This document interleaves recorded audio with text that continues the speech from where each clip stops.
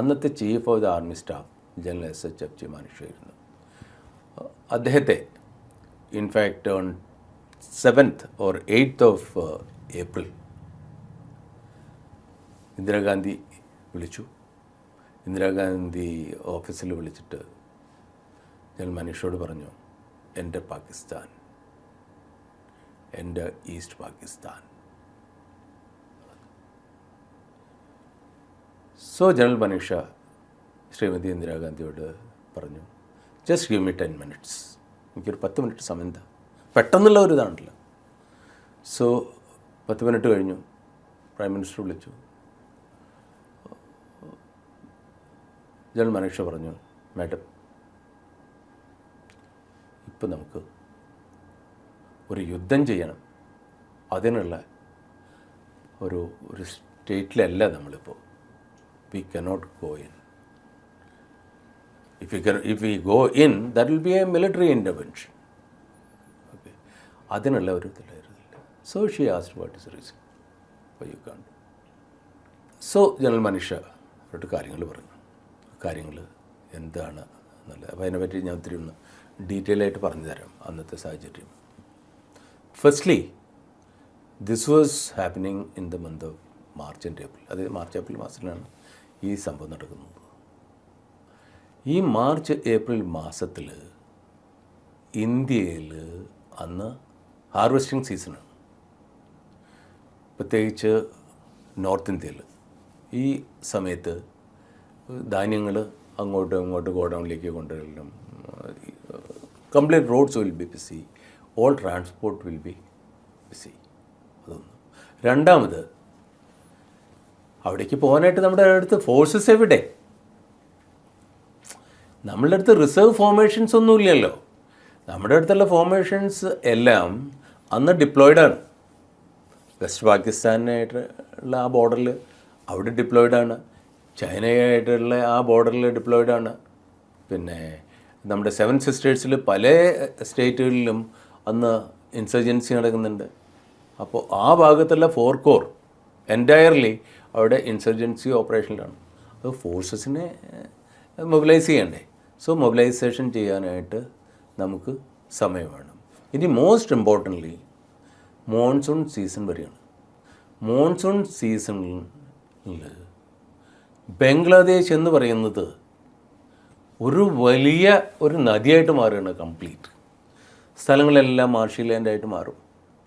എല്ലാ നദികളും വളരെ വളരെ ഫ്ലഡിങ് നടക്കുന്ന ഒരു സമയമാണ്. നദികളെ പറ്റിയിട്ട് ഞാൻ പിന്നീട് പറയാം. ഇനി അതിലും പ്രധാനപ്പെട്ട കാര്യം ചൈനയുടെ ഇൻ്റർഫിയറൻസ്. അഥവാ ചൈന ഇൻ്റർഫിയർ ചെയ്യണമെന്നുണ്ടെങ്കിൽ നമുക്ക് 3 ഫ്രണ്ടിൽ യുദ്ധം ചെയ്യേണ്ടി വരും.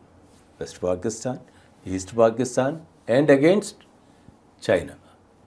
അങ്ങനത്തെ ഒരു സിറ്റുവേഷനിൽ നമുക്ക് ഒരു യുദ്ധത്തിന് പോകാൻ പറ്റില്ല. അഥവാ ഇതേ സിറ്റുവേഷൻ നമ്മൾ നവംബർ ഡിസംബറിൽ ഫേസ് ചെയ്യുകയാണെന്നുണ്ടെങ്കിൽ, അപ്പോൾ മഞ്ഞുകാലം തുടങ്ങും, ഹിമാലയൻ മൗണ്ടൻസ് മുഴുവനും സ്നോ കൊണ്ട് കവറാവും, പാസസ് എല്ലാം ക്ലോസ് ആവും. ആ സമയത്ത് ചൈനക്കാർക്ക് ഇൻ്റർഫിയർ ചെയ്യാൻ പറ്റില്ല. സോ അത് മറ്റൊരു കാരണം. പിന്നെ പെട്ടെന്ന് ഇങ്ങനൊരു യുദ്ധം വരികയാണ്. ഇതിനെപ്പറ്റി നമുക്ക് യാതൊരു വിധത്തിലുള്ള എക്സ്പെക്റ്റേഷനും ഇല്ല.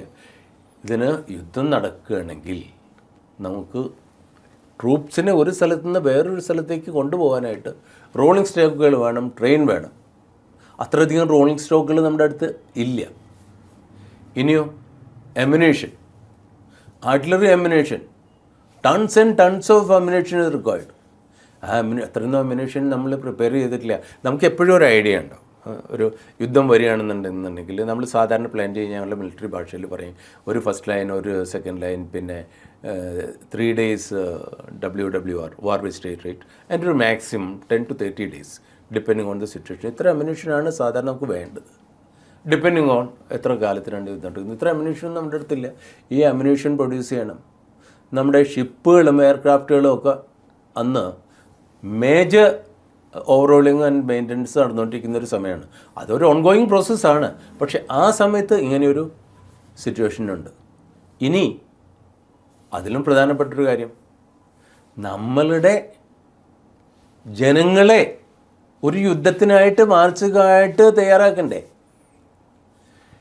ആൻഡ് അനദർ ഇമ്പോർട്ടൻറ്റ് ഫാക്ടർ, മനുഷ്യ മനസ്സിലാക്കി, ബംഗ്ലാദേശ് എന്ന് പറയുന്ന രാജ്യത്തേക്ക് നമ്മൾ പോവുകയാണെങ്കിൽ, ഈസ്റ്റ് പാകിസ്ഥാൻ എന്ന് പറയുന്ന ആ രാജ്യത്തേക്ക് നമ്മൾ കിടക്കണമെന്നുണ്ടെങ്കിൽ, അവിടെ ഒരു യുദ്ധം നടക്കണമെന്നുണ്ടെങ്കിൽ അവിടുത്തെ ജനങ്ങളുടെ സപ്പോർട്ടോടു കൂടി മാത്രമേ അത് പറ്റൂ. അവിടുത്തെ ജനങ്ങളുടെ സപ്പോർട്ട് കിട്ടണമെന്നുണ്ടെന്നുണ്ടെങ്കിൽ വെറുതെ ഒരു സപ്പോർട്ട് പോരാ, അവരുടെ ആക്റ്റീവ് സപ്പോർട്ട് വേണം. അവർ നമ്മളുടെ ഒരു വാൻ ഗാർഡായിട്ട് പ്രവർത്തിക്കണം. വാൻ ഗാർഡ് എന്ന് വെച്ചാൽ നമ്മൾ മിലിറ്ററിക്കാരിങ്ങനെ അഡ്വാൻസ് ചെയ്ത് പോകുമ്പോൾ നമ്മുടെ മുന്നിലുണ്ടാവുന്ന ആൾക്കാരെയാണ് നമ്മൾ ഒരു വാൻ ഗാർഡ്, അഡ്വാൻസ് ഗാർഡ് എന്നൊക്കെ ഞങ്ങൾ പറയും. ഈ വാൻ ഗാർഡ് അവർ നമ്മുടെ മുന്നിൽ വേണം, അവർ വേണം നമ്മളെ നയിക്കാൻ. ഈ പാകിസ്ഥാനിലെ പട്ടാളക്കാർ എവിടെയൊക്കെയാണ് ഡിപ്ലോയ് ചെയ്തിട്ടുള്ളത്, എങ്ങനെയാണ് ഡിപ്ലോയ് ചെയ്തിട്ടുണ്ടെന്നുള്ളത് അവർ വേണം നമുക്ക് പറഞ്ഞു തരാനായിട്ട്, നമുക്കറിയില്ലല്ലോ. ഇനി ഒരു യുദ്ധം നടക്കുകയാണെങ്കിൽ തന്നെ it has to be done in a very quick time frame. ഒരു നീണ്ട 1 മാസം 2 മാസം യുദ്ധം നമുക്ക് ചെയ്യാൻ പറ്റില്ല. ഒന്നാമത് നമുക്കതിൻ്റെ റിസോഴ്സസ് ഇല്ല. മറ്റൊന്ന്, ഫോറിൻ നേഷൻസുമായിട്ടുള്ള international community will interfere. UN ഉണ്ടല്ലോ, അവിടെ വീറ്റോ പവറുള്ള 5 രാഷ്ട്രങ്ങളുണ്ടല്ലോ. അവർ സീസ് ഫയർ ചെയ്യാൻ പറയുകയാണെന്നുണ്ടെങ്കിൽ നമുക്കതനുസരിച്ചേ പറ്റൂ. സോ അവർ ഉറക്കത്തിൽ നിന്ന് ഉണരുന്നതിന് മുമ്പ് വേണം നമ്മുടെ ഈ യുദ്ധം, അഥവാ യുദ്ധം നടക്കുകയാണെങ്കിൽ അത് ഫിനിഷ് ചെയ്യാനായിട്ട്. ഇതെല്ലാം പറഞ്ഞിട്ടും മാഡം പ്രൈം മിനിസ്റ്ററുടെ തലയിലേക്ക് കയറുന്നില്ല. അതിന് കാരണമുണ്ട്. ആ കാരണം ഞാൻ പറഞ്ഞുതരാം. ഇവരുടെ തലയിലേക്ക് കയറുന്നില്ല.